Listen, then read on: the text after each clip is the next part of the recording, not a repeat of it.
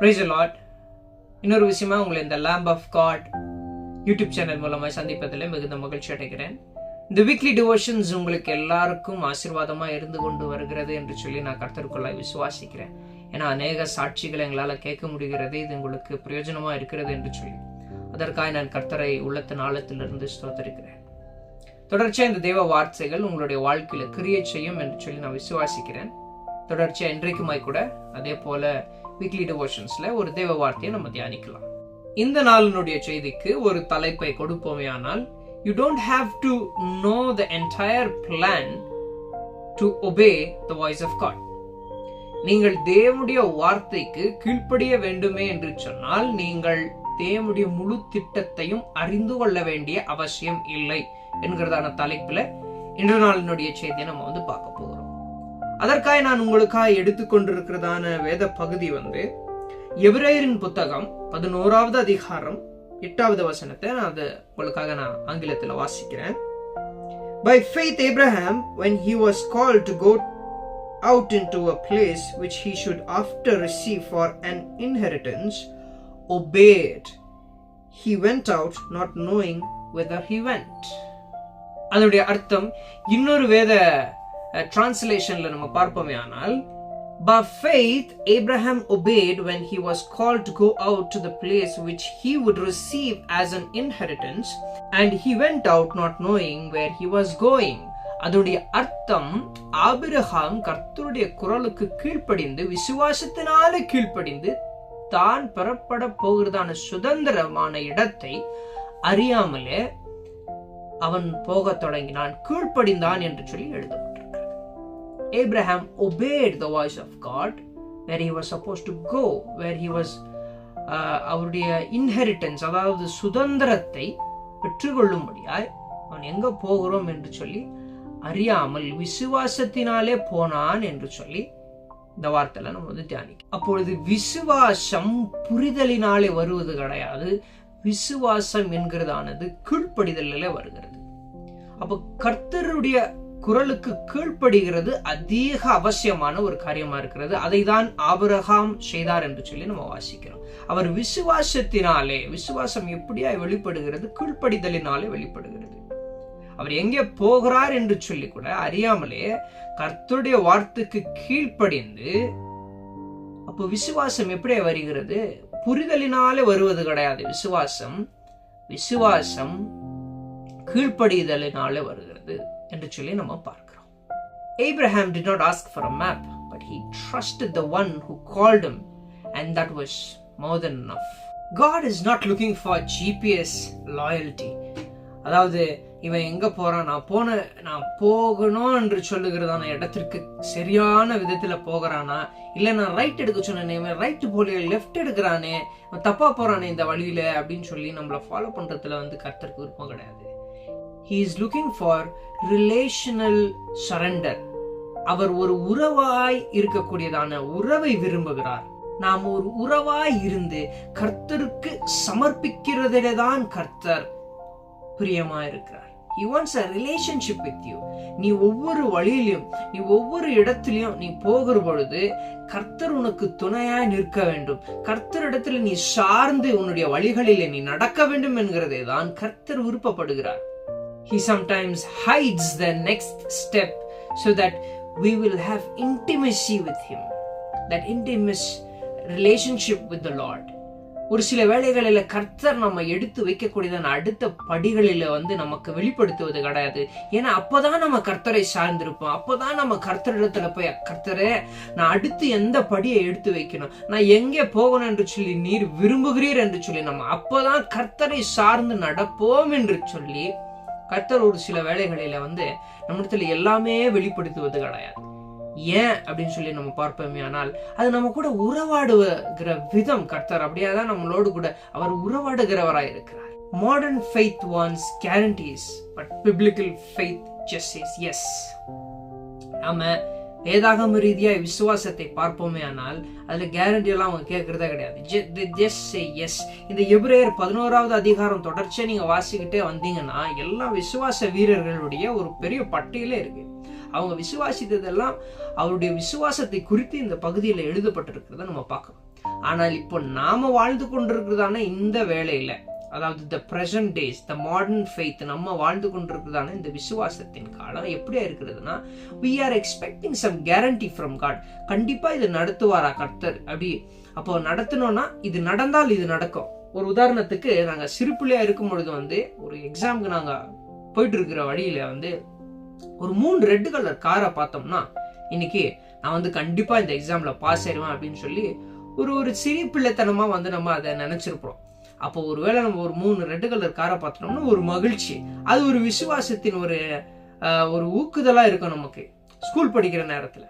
அதை போலதான் ஒரு சிலரும் இன்றைய காலத்துல அப்படியேதான் ஒரு சில காரியங்களை எதிர்பார்க்கிறவர்களா இருக்கிறாங்க.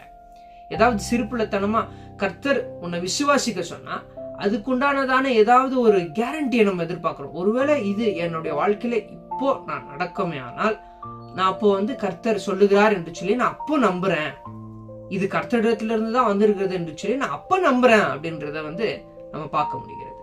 God doesn't give you blueprint, but he gives his voice. If you don't listen to that whisper, you will miss the wonder.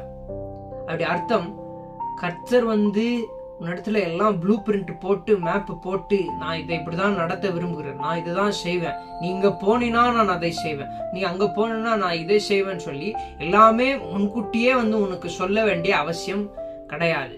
ஏன் என்று சொல்லி பார்ப்போமே ஆனால், அவர் அவருடைய குரலிலே உங்களோட கூட பேசுகிறவரா இருக்கிறார். நீங்க அவருடைய குரலுக்கு கீழ்ப்படியாமல் இருப்பீர்களே ஆனால் அதனுடைய மகத்துவத்தை நீங்கள் இழந்து போவீர்கள். Grace will stretch you. Sometimes it will even look illogical to you, but it will make you to reach the grace where it is awaiting.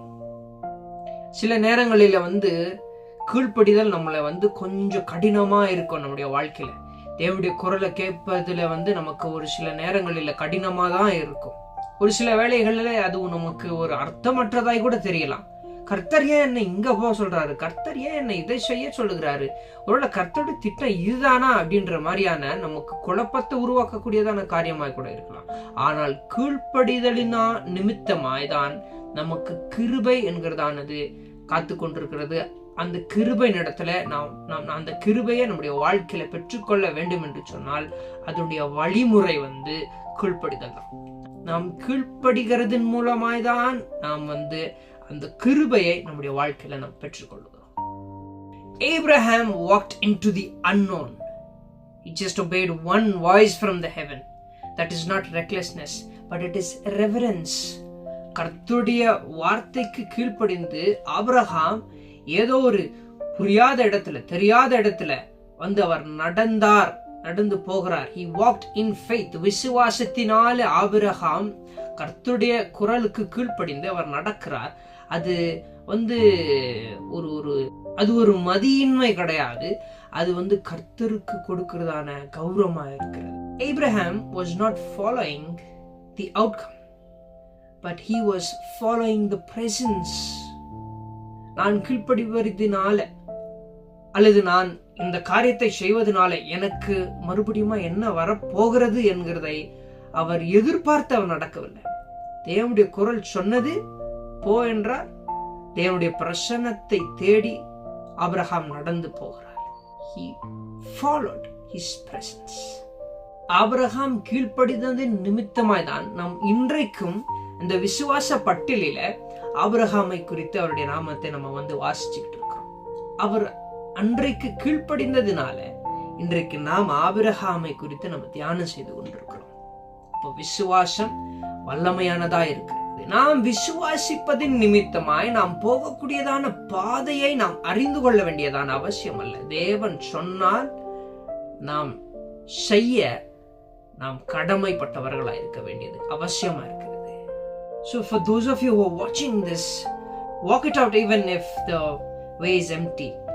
நாம் போகக்கூடியதான பாதைகள் அது வெறுமையா இருந்தாலும் சரி, கர்த்தர் சொன்னால் அதை கீழ்ப்படிந்து நடக்கிற பிள்ளைகளாய், கீழ்ப்படிதலின் நிமித்தமாய் விசுவாசத்தின் மூலமாய் கீழ்ப்படுகிறவர்களாய் நாம் நடக்கலாம், நாம் நடக்க தொடங்கலாம்.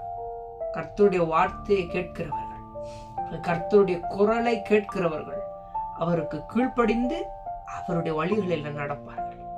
கர்த்தர் நம்மை படிப்படியாய் நம்மளை வழி நடத்த அவர் வல்லவராக இருக்கிறார். படிப்படியாய் நம்மை நடத்துகிறவராக இருக்கிறார்.